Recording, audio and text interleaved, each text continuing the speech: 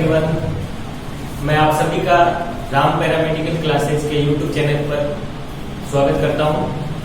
आज अपन एक बहुत ही इम्पोर्टेंट कैरियर गाइडेंस को लेके उस टॉपिक पर चर्चा करेंगे, जिसमें 12th बायोलॉजी के पास आउट स्टूडेंट है उनके लिए ये वीडियो बहुत ही अच्छा साबित होगा कि जैसे 12th pass out biology student के माइंड में कंफ्यूजन सा रहता है कि उनको 12th बायो पास आउट होने के बाद क्या करना है। जैसे उनके माइंड में रहता है कि बीएससी करूं या नर्सिंग करूं, जीएनएम करूं या फिर पैरामेडिकल लाइन में जाऊं।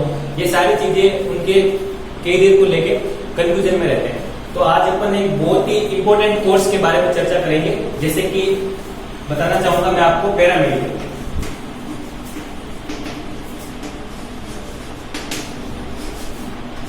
आज अपन पैरामेडिकल के बारे में चर्चा करेंगे कि पैरामेडिकल में साइंस बायोलॉजी वाला स्टूडेंट कैसे एंटर कर सकता है और इसमें कौन कौन से कोर्सेज होते हैं, इसमें आगे गवर्नमेंट जॉब कैसे क्या लगती है, क्या प्रोसेस रहता है, वो सारी चीजें अपन स्टेप बाय स्टेप चर्चा करेंगे।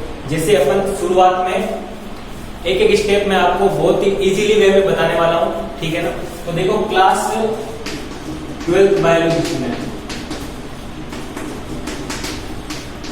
इसमें सबसे पहले यही जरूरी है बायोलॉजी, साइंस बायोलॉजी। तो उसमें 3 सब्जेक्ट होते हैं पीसीबी। ये तीनों सब्जेक्ट वाला ही पैरामेडिकल एंट्रेंस एग्जाम दे सकता है, ठीक है ना। तो पैरामेडिकल के एंट्रेंस एग्जाम के लिए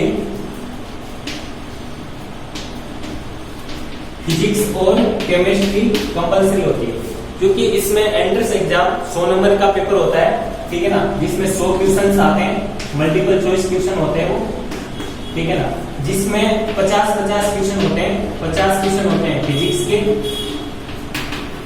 और 50 क्वेश्चन होते हैं केमिस्ट्री।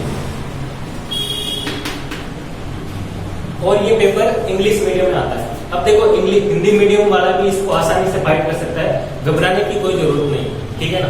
तो देखो, इसमें 100 नंबर का ये पेपर होता है और कैटेगरी के हिसाब से इसमें मार्क्स आते हैं और फिर उनको गवर्नमेंट कॉलेज मिलती है। अब देखो, मैं आपको गवर्नमेंट मेडिकल कॉलेज कौन कौन सी मिलती है इसमें इसके बारे में बताऊंगा। सबसे पहले तो ये पैरामेडिकल का एग्जाम करवाती है आरयूएसएच। अब आरयूएसएच का मतलब होता है Rajasthan university of health science, Jaipur. तो ये यूनिवर्सिटी एग्जाम करवाती है पैरामेडिकल का एंट्रेंस एग्जाम, और उसमें ये एंट्रेंस एग्जाम होने के बाद अपने को कौन कौन सी कॉलेज मिलती है तो उसके बारे में मैं बताऊंगा। तो इसमें medical college, government medical college मिलती है, ठीक है ना। तो उसके बारे में मैं बताऊंगा, जैसे एसएन मेडिकल कॉलेज जोधपुर,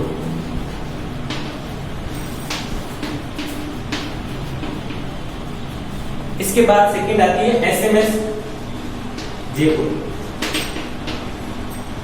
इसके बाद थर्ड कॉलेज है जेएलएम अजमेर, और इसके बाद आती है एसपी कॉलेज बीकानेर। तो ये सारी कॉलेज होती है, इसके अंदर गवर्नमेंट के थ्रू ये डिग्री कोर्सेज होते हैं। अब मैं आपको ये डिग्री कोर्सेज कौन कौन से होते हैं, यूजी कोर्सेज, अंडर ग्रेजुएशन, तो उन कोर्सेज के बारे में मैं बताऊंगा कि इसमें कौन कौन से कोर्सेज आते हैं। तो देखो, पैरामेडिकल के अंदर बीआरटी, जिसकी फुल फॉर्म होती है बैचलर इन रेडिएशन टेक्नोलॉजी। तो ये जो कोर्सेज होता है ये रेडियोलॉजी के थ्रू आता है, रेडियोलॉजी के अंदर। इसके बाद देखो बीएमएलटी आ जाता है। बीएमएलटी का मतलब होता है bachelor in medical lab technology, ठीक है ना, लेबोरेटरी से रिलेटेड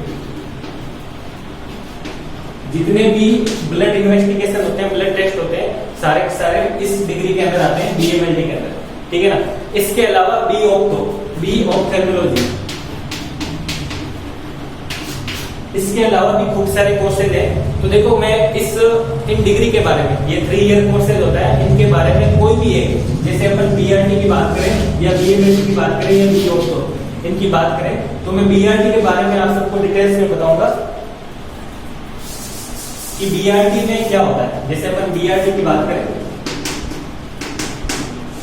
जैसे आपने पैरामेडिकल का एग्जाम दिया, एंट्रेंस एग्जाम दिया, और उसमें आपका सिलेक्शन हो जाता है और आपको बीआरटी कोर्सेज मिल जाता है, ठीक है ना। तो बीआरटी के अंदर क्या क्या होता है, 3 ईयर कोर्सेज होता है, 3 साल का कोर्स होता है, अब सेकंड ये आ जाता है कि इसमें गवर्नमेंट कॉलेज में अपनी फीस भी कम लगती है, ठीक है ना। तो इसमें 3 ईयर आपके 45,000 में 45,000 में ये कोर्स हो जाता है, ठीक है।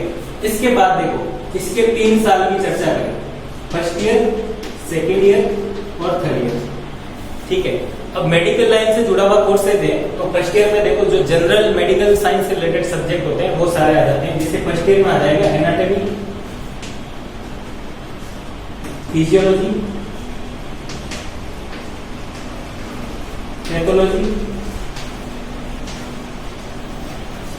अब देखो ये तो कॉमन सब्जेक्ट है, ये सब के अंदर आएंगे, मेडिकल साइंस के जितने भी डिग्री कोर्सेज हैं उन सब में आएंगे। अब अपना कोर्स है रेडियोलॉजी, तो रेडियोलॉजी से रिलेटेड देखो रेडिएशन फिजिक्स आ जाएगी,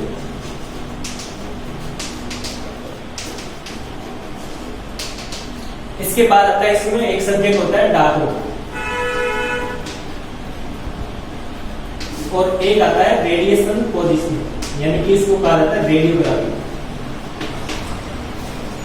ठीक है। तो देखो एनाटॉमी, फिजियोलॉजी और पैथोलॉजी में अपनी बॉडी का इंटरनल ऑर्गन सिस्टम जितने भी हैं उनके डिजीज वगैरह उन सब से रिलेटेड जो होता है वो इन सब्जेक्ट में आ जाता है। फिर बात करते हैं रेडिएशन फिजिक्स की, तो रेडियोलॉजी से रिलेटेड है। तो रेडियोलॉजी में जैसे x ray, sonography, CT scan, MRI, ये सारी मशीन आती है, इनके अंदर इन्वेस्टिगेशन किया जाता है, तो उनसे रिलेटेड ये सब्जेक्ट होता है। फिर आता है डार्क रूम, रेडियोलॉजी डिपार्टमेंट में एक डार्क रूम होता है जिसमें एक्सरे वॉश किए जाते हैं, ठीक है ना, तो उसका एक पर्सनल सब्जेक्ट होता है। फिर आता है जिसे अपन सीटी स्कैन में पेशेंट की पोजीशन लगाते हैं, यानी कैसे लेटाना है, कौन सा व्यू कर रहे हैं, तो उसका एक पर्सनल सब्जेक्ट होता है रेडियोग्राफी, तो वो आ जाता है रेडियोग्राफी सब्जेक्ट के अंदर। और ये बेसिक सब्जेक्ट जो होते हैं ये फर्स्ट ईयर में होते हैं, ये बीआरटी कोर्सेज के अंदर फर्स्ट ईयर के अंदर ये सारे सब्जेक्ट आते हैं। फिर अगर हम सेकंड ईयर और थर्ड ईयर की बात करें तो इसके अंदर देखो, अब देखो रेडियोलॉजी के अंदर रेडियो डायग्नोसिस और रेडियोथेरेपी दोनों आ जाते हैं, ठीक है।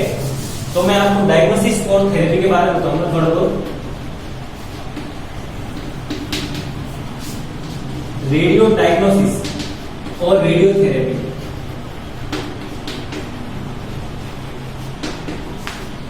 ठीक है। तो रेडियो डायग्नोसिस के अंदर देखो x ray, CT scan, USG, MRI, DEXA,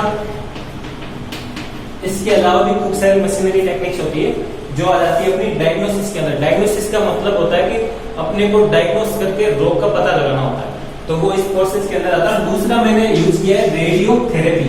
अब थेरेपी का मतलब होता है ट्रीटमेंट करना, अब उसके आगे एक वर्ड लगा हुआ है रेडियो, यानी कि रेडिएशन के द्वारा, जैसे अपन रेडिएशन के द्वारा किसी भी कैंसर का ट्रीटमेंट करता है वो आ जाता है रेडियोथेरेपी के अंदर, ठीक है ना। तो इसके अंदर क्या आ रहा है, पूरा treatment of cancer,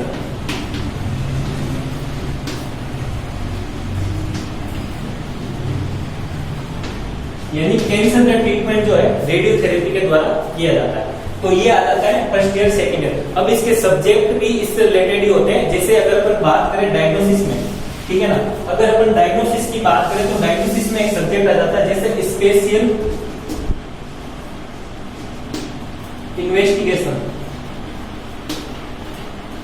investigation and contrast media, ठीक है ना। अब इसके अंदर क्या होता है, बॉडी के जितने भी ऑर्गन्स होते हैं, जितने भी सिस्टम्स होते हैं, उनसे रिलेटेड जो इन्वेस्टिगेशन है, जैसे अगर मैं किडनी की बात करूं, ठीक है ना, जैसे रीनल सिस्टम होता है जिसमें किडनी, यूरिनरी ब्लैडर और यूरेटर, ये सारी चीजें आ जाती है। तो उससे रिलेटेड अगर इन्वेस्टिगेशन की बात करूं तो अपन आईवीपी करवाते हैं डॉक्टर, ठीक है ना, आईवीपी इंट्रावाइनस फाइलोग्राम। तो ये सारे स्पेशल रेडियोलॉजी के इन्वेस्टिगेशन होते हैं, जैसे आरजीयू, एमसीयू, ये बड़े बड़े इन्वेस्टिगेशन होते हैं, ठीक है ना, वो सारे के सारे इस कोर्सेज के अंदर आते हैं, ठीक है। इसके बाद देखो ट्रीटमेंट प्लानिंग भी एक सब्जेक्ट होता है। जैसे कैंसर का ट्रीटमेंट कैसे करते हैं, उससे पहले उसकी प्लानिंग की जाती है कि अपने को रेडिएशन जो देना है वो किस एंगल में देना है, कितना देना है, कौन कौन से एंगल से देना। तो ये सारी सारी इस सब्जेक्ट के अंदर आ जाता है ट्रीटमेंट प्लानिंग।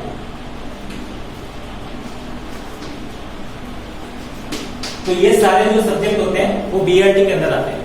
अब ठीक है, ये तीनों सालों के मैंने आपको सब्जेक्ट बता दिए कि इसमें ये सारी चीजें आती है। अब जैसे अपनी बीआरटी हो जाती है तो उसके बाद क्या करना होता है, ठीक है ना, अपन स्टेप बाय स्टेप चल रहे हैं। जैसे मैंने आपको बताया साइंस 12th बायोलॉजी वाला स्टूडेंट पैरामेडिकल में कैसे एंटर कर सकता है, उसके लिए अपने को एंट्रेंस एग्जाम देना पड़ेगा। उसके बाद जैसे अपने को कोई गवर्नमेंट कॉलेज मिल गई है तो उसमें अपने को ये बीआरटी कोर्सेज मिला है, तो ये 3 ईयर का कोर्सेज होता है। इसमें क्या क्या सब्जेक्ट आते हैं, क्या क्या स्कोप होता है, वो सारी चीजें मैंने बताई आपको। अब हो जाता है कि बीआरटी करने के बाद क्या होगा, ठीक है ना। तो ये बीआरटी करने के बाद बैचलर डिग्री होती है, ग्रेजुएशन, अपन ग्रेजुएशन कहलाएंगे। और इसमें अपने को गवर्नमेंट से एक रजिस्ट्रेशन सर्टिफिकेट मिलता है, जिसमें अपन गवर्नमेंट के थ्रू रजिस्टर्ड रहते हैं। जैसे रजिस्ट्रेशन नंबर मिल जाते हैं, रजिस्ट्रेशन सर्टिफिकेट मिल जाता है, जिसके थ्रू अपन अपनी लैब लगा सकते हैं, डायग्नोस्टिक सेंटर लगा सकते हैं, ठीक है ना। तो ये होता है रजिस्ट्रेशन सर्टिफिकेट का फायदा। तो इसमें एक कोर्स करने से 2 चीजें हो गई, ठीक है ना। रजिस्ट्रेशन सर्टिफिकेट मिलता है, ठीक है। अब आ जाता है कि इसके बाद क्या करना है। तो राजस्थान गवर्नमेंट के द्वारा इसकी वैकेंसी निकलती है, जिसमें कोई एग्जाम नहीं होता है, ठीक है ना। ये 3 ईयर कोर्सेज करने के बाद उसमें वो अप्लाई कर सकता है और उसमें डायरेक्ट वैकेंसी आती है, सीधी भर्ती निकलती है और सीधी मेरिट बेस के अनुसार इसमें जॉब लग जाती है, ठीक है ना। तो इसके बाद देखो बीआरटी के बाद भी, जैसे बीआरटी मैंने कहा कि यूजी कोर्सेज है, ठीक है ना। बीआरटी के बाद अगर आपकी जॉब लग जाती है, ठीक है ना, तो 2 कंडीशन आ जाती है कि अब आपको जॉब करनी है, या अगर जॉब नहीं लगी है, वैकेंसी नहीं आती है, तब तक आप क्या करें आगे। तो इसमें पीजी कोर्सेज भी होता है, ठीक है ना। बीआरटी के बाद पीजी कोर्सेज जो होता है उसका नाम होता है एमआरटी। ये जो होता है पीजी कोर्सेज होता है, ठीक है ना। इसमें आपको पर्सनल एक सब्जेक्ट चूज करना पड़ेगा। जैसे मैंने बीआरटी के अंदर 2 चीजें बताई, रेडियो डायग्नोसिस और रेडियो थेरेपी, ठीक है ना। तो ये जो एमआरटी होगी वो पर्टिकुलर किसी एक में होगी, या तो डायग्नोसिस में होगी या फिर रेडियो थेरेपी के अंदर होगी, ठीक है ना। तो राजस्थान में रेडियो थेरेपी, रेडिएशन थेरेपी के अंदर एमआरटी हो रही है एसएमएस जयपुर, उस कॉलेज से, मेडिकल कॉलेज से, ठीक है ना। तो बीआरटी के बाद आप पीजी कोर्सेज भी कर सकते हो। पैरामेडिकल में ये इतना इसका बेनिफिट है। और अभी कोरोना काल में पैरामेडिकल का बहुत ही बड़ा स्कोप है, ठीक है ना, क्योंकि मेडिकल लैब टेक्नोलॉजी और radiology department, x ray, CT scan, इनके इसके बिना तो अपन इन्वेस्टिगेट भी नहीं कर सकते, ठीक है ना दोस्तों। तो नेक्स्ट वीडियो में अपन इससे आगे बताएंगे कि आगे और क्या करना है।